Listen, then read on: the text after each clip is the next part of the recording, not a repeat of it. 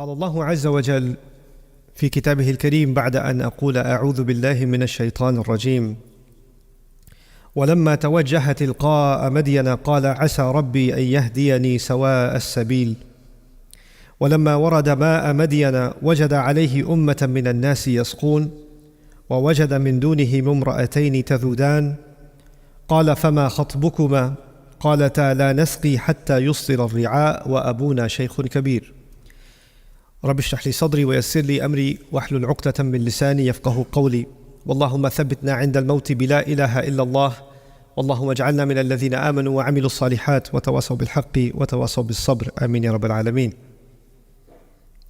In today's khutbah, inshallah, I'll be speaking to you about a few ayat that belong to Surah Al-Qasas.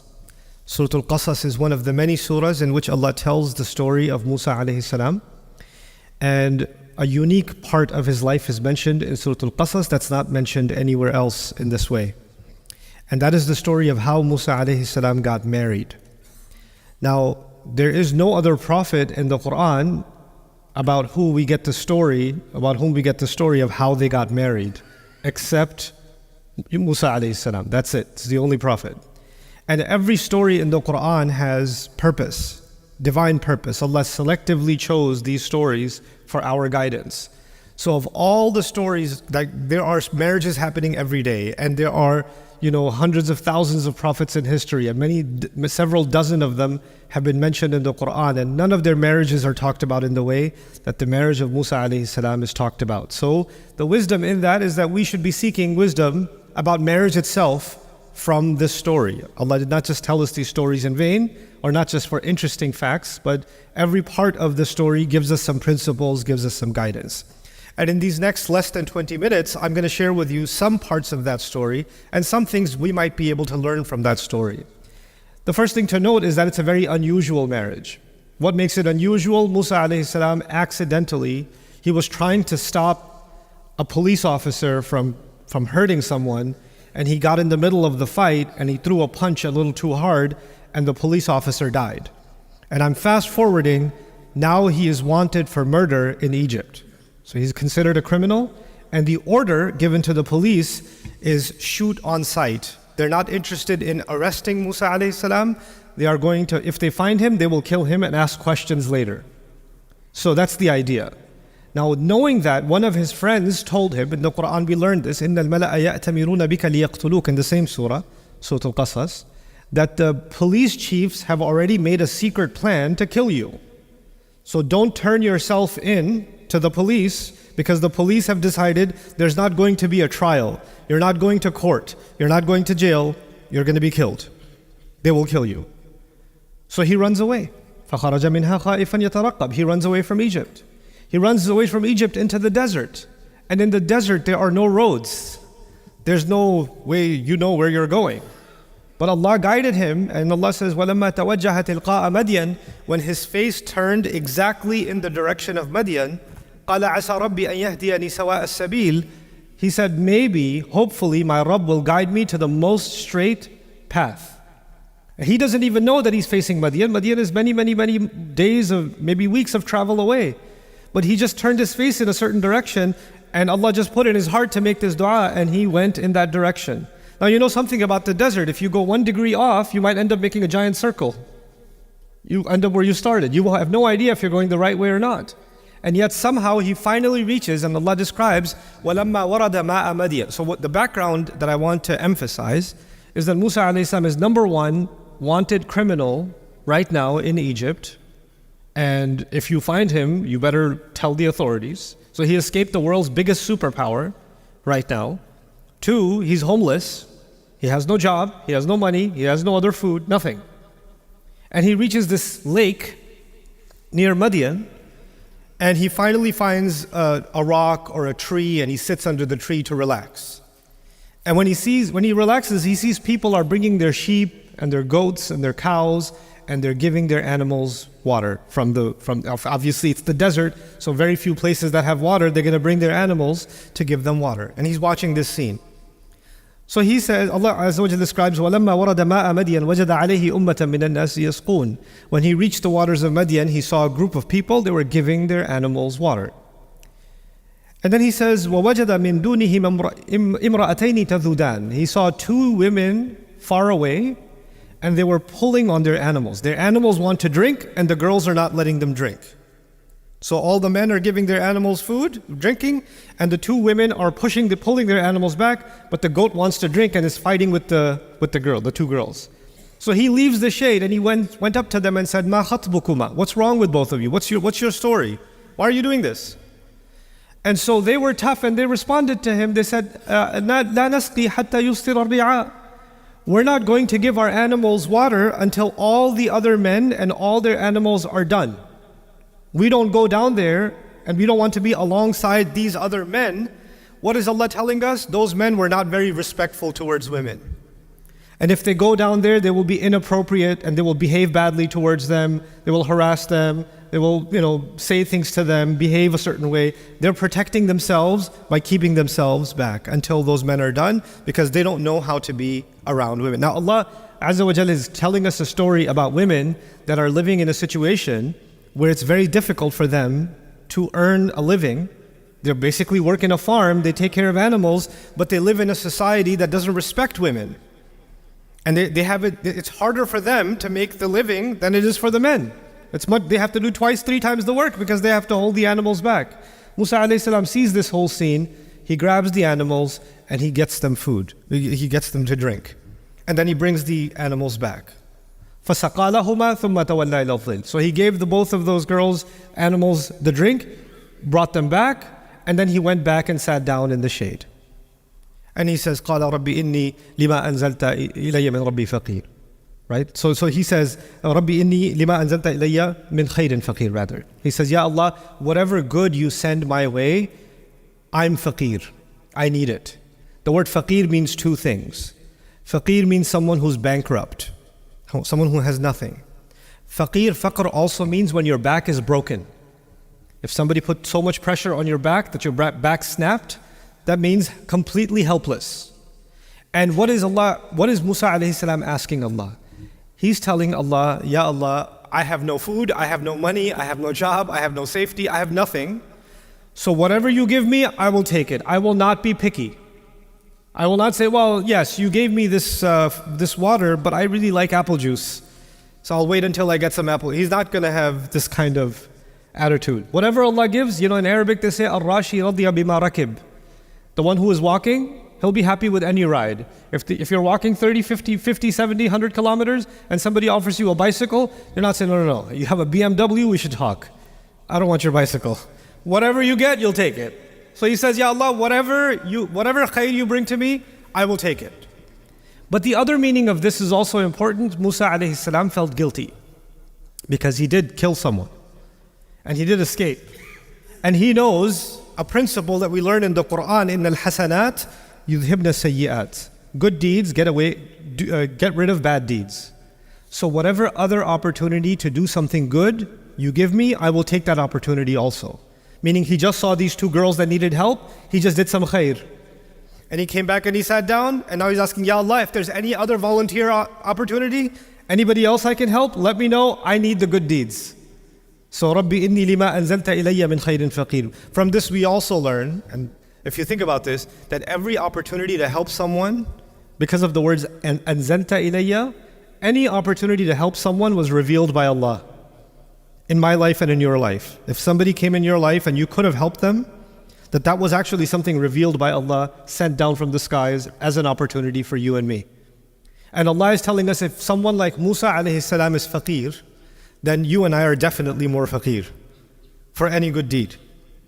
The other thing here, that when he makes this dua, I want you to go back to what he said when he first left Egypt.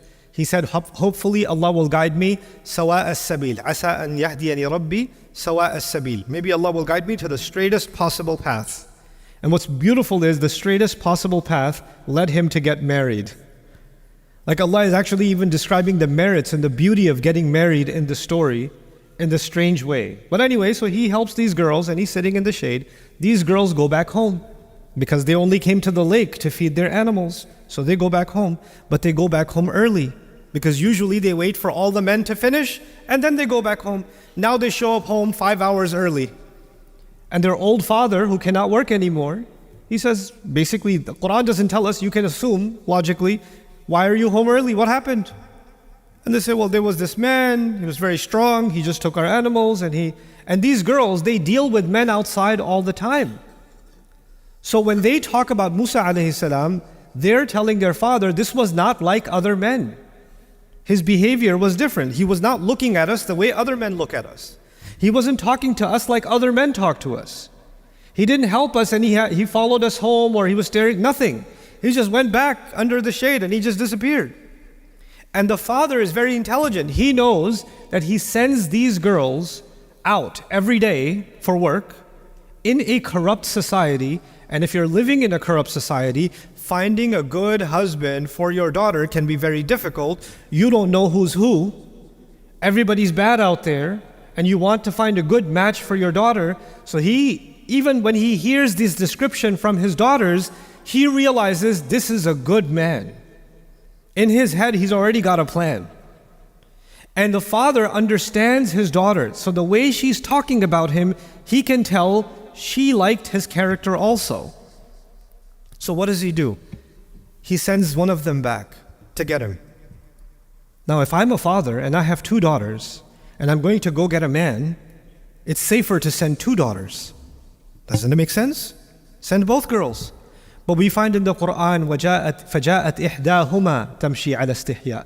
He said one of them, and she came walking shyly. She's shy because she's alone and she's nervous. Perhaps she's also shy because her father sensed something, she kind of likes him. And it's a final test for her. He already puts tawakkul in Allah when he puts her outside every day. So he's already in this situation. He trusts his daughter. So he sends her out and he says, bring this man. فَجَاءَتْ إِحْدَاهُمَا تَمْشِي عَلَى اسْتِحْيَاءٍ. Now when Musa alayhi salam sees this girl again, he's like, what do you want? You need more help? Why are you here? So she feels shy and she says, Inna abi yad'uka. So she makes sure he understands, no, I'm not interested. My father is calling you. Inna abi yad'uka. لِيَجْزِيَكَ أَجْرَ مَا سَقَيْتَ لَنَا. So he can pay you for what you gave us, for the help you gave us. He wants to pay you. Now the simple question is, did Musa alayhi salam do this for the sake of Allah? Or did he do this to make money? He did it as an act of ibadah. That's what he did. His niyyah was for Allah. But this woman comes and says, my father wants to pay you for your work. Musa alayhi salam could just turn around and say, Jazakillahu khairan, but I did that fi sabilillah. I don't want anything from this dunya. Thank you so much. I'm going to go back and make dua to Allah. Because I did it for the niyyah of ibadah. That's it. But Musa alayhi salam says, sure, let's go get paid. They go. So why did he accept it? Why? Because Allah is teaching us how to understand dua. When Musa alayhi salam said to Allah, Ya Allah, whatever good you send my way, my back is broken, I will not be picky. And when this woman comes and says, my father would like to pay you, he understands Allah just answered his dua. He doesn't need to be more picky. He doesn't need to be more Islamic than Islam. Not saying this is for the sake of Allah, I don't want anything dunya. Yes, I need dunya. I just asked Allah for some dunya. So he goes. And when he goes to the father, he tells the father asks him, what are you doing here, young man? I've never seen you before. They have a conversation. And the 2 girls are also listening from the side. And he says, فَلَمَّا جَاءَهُ وَقَصَّ عَلَيْهِ الْقَصَصِ. When he came to him, he told him the whole story. What's the whole story? I was born in Egypt. I was raised in the palace. I accidentally killed someone. I'm wanted for murder. I escaped the country. I'm a fugitive. I'm an illegal alien. I don't have a visa here. I don't have any citizenship here. I have no job here. I have no money. I am bankrupt. And here I am. So now the father knows that this young man, he's a good guy. He's a good young man. He's honest. But the world's biggest military wants to kill him, and he's homeless, and he's bankrupt, and all of this, and the girl calls the father. The girl says, Ya abati istajirhu. Dad, I love you, give him a job. Dad, the girl says to the father, give him a job. The father understood, if he gives him a job, there are 2 young girls in the house, and this young man in the house. You can't give him a job. This doesn't work. So she is speaking kinaya, she's speaking indirectly. Give him a job means, can you marry me to him? I know other men outside, they're not good like this man. I like this man. I like him enough, I trust him enough that he can work in this house. Remember, they don't even trust men enough that they can go to the same lake. Remember that? But she trusts this man enough that he can work in this house. And she says it to her father, we can hire him. He can work for us. The father understood the girl. And he goes to Musa alayhi salam. إِنِّي أُرِيدُ أَنْ أُنْكِحَ إِحْدَى ابْنَتَيَّ هَاتَيْنِ I want to marry one of my two girls to you. Now, think about the marriage proposal. This young man came and said, I am illegal, I'm wanted, I have a criminal record, wanted for murder, I don't have a job. And the father says after 5 minutes, yeah, I think you should marry my daughter, it's a good idea. عَلَىٰ أَن تَأْجُرَنِي ثَمَانِيَ حِجَّةٍ And he says, the father says, but you have to work for me for 8 years. وَإِنْ أَتْمَمْتَ عَشْرًا فَمِنْ عِنْدِكَ And if you want to work for 10 years, up to you. You have the choice. You have to work 8 years or 10. Now look at the genius and the wisdom of the father. This is a good man, and a good man is hard to find. But you know what? If the man doesn't have the degree you wanted, he doesn't have the job you wanted, he doesn't have the papers you wanted, etc., but he's a good man, that much you know now, 100% that's a good man, then all the other things can come from Allah. Goodness, I don't know if that will come from the sky or not. The character is there. All the other things we can help him with. So when he says you have to work for me, he's not asking Musa for a favor, he's doing Musa a favor. Now Musa has a job. Now Musa alayhi salam is married to one of the girls. The father is also happy because one of his girls is married. Now they also have a protector in the house. Everybody benefits. Everybody benefits. But you can imagine that if we were talking about today's society, some Muslim neighbor, hey, so I heard you're getting your daughter married. Yeah. Who are you getting married to? Oh, this guy, he's not from our village. You're getting her married to an outsider? Must be a VIP, some important guy. Oh no, he's just homeless. Oh my God, what are you doing? You have such a wonderful daughter, you're ruining her future. Why are you getting her married to this person? And people talk, don't they? People talk. And when people start talking, people say, I don't know, this marriage he's a good guy, but people are doing too much talking. I don't think we can go forward with this marriage. Right? This is what we do in our societies. This is what we do in our cultures. If we don't make marriage easy, and if we don't make marriage based on the right reasons are character, the right reasons are integrity, the right reasons are honesty. If we don't make marriage easy, and if we stop listening to our daughters, because we listen to everybody else, everybody talks, the uncles are talking, the cousins are talking, the in-laws are talking, the neighbors are talking, everybody's talking. But the one person the father needs to be listening to is his daughter. That's the one person. She's an adult. And the one thing the father needs to be checking is the character. And he tested the character too. He sent his daughter alone. He tested. And he heard the whole story. And nobody comes to the house and says, by the way, and tells the story that Musa alayhi salam tells in order to impress someone. That's not an impressive story. That's a pretty good reason to say, you know what, I think you should leave. So he's seen his honesty firsthand. And so when you find that, then everybody's noise can stay. You make the right decision for your son and your daughter. That's the teaching Allah has given us. That's the beauty Allah has given us in this surah. And so with that, what I want to sort of emphasize is when we make the door to nikah difficult, when we make the road to getting married difficult, then the road to haram becomes easier and easier and easier. And we cannot blame a non-Muslim society, a kafir society, fitna, the media, the internet, TikTok, this, that. You can't blame anyone else. Their job is to make the haram easy. Our job, Muslims, our job is to make the halal easy. So when we make the halal difficult, then we don't get to blame anybody else. We have to blame ourselves. Young men have to become more serious about work and about integrity and about character.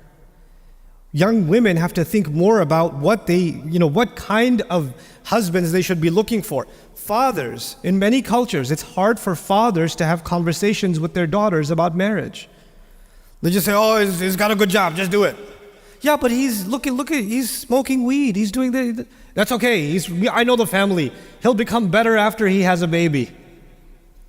This kind of nonsense, this kind of idiocy. The Quran came to save us from these kinds of behaviors. So my dua for all of you, especially those of us that are fathers, that our children are able to find good spouses, and Allah makes us a means by which their journey towards marriage is made easy and it's not made difficult.